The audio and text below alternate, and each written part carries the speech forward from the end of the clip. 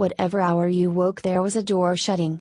From room to room they went, hand in hand, lifting here, opening there, making sure a ghostly couple. "Here we left it," she said. And he added, "Oh, but here too lids upstairs," she murmured.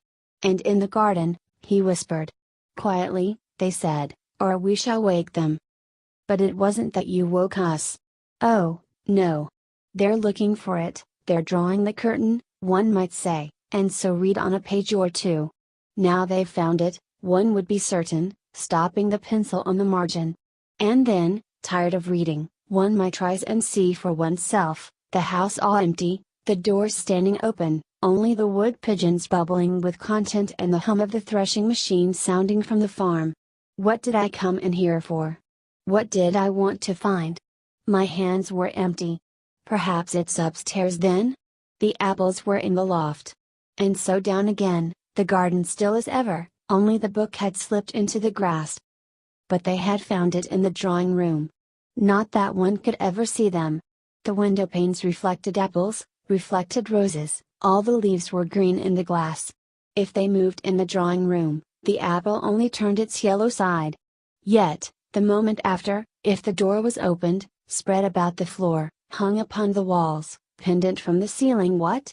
My hands were empty. The shadow of a thrush crossed the carpet, from the deepest wells of silence the wood pigeon drew its bubble of sound. Safe, safe, safe, the pulse of the house beat softly. The treasure buried, the room. The pulse stopped short. Oh, was that the buried treasure? A moment later the light had faded. Out in the garden then? But the trees spun darkness for a wandering beam of sun. So fine, so rare, coolly sunk beneath the surface, the beam I sought always burned behind the glass. Death was the glass, death was between us, coming to the woman first, hundreds of years ago, leaving the house, sealing all the windows, the rooms were darkened. He left it, left her, went north, went east, saw the stars turned in the southern sky, sought the house, found it dropped beneath the downs. Safe, safe, safe, the pulse of the house beat gladly.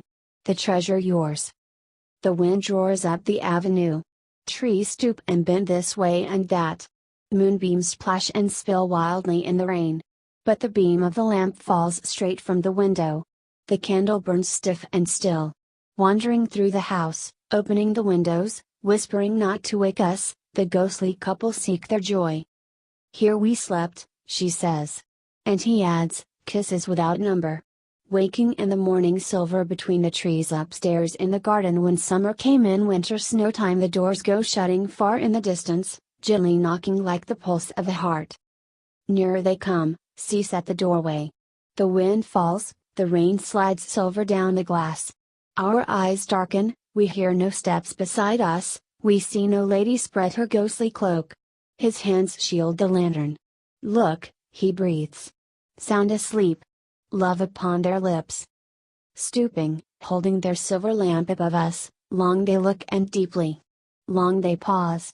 The wind drives straightly, the flame stoops slightly.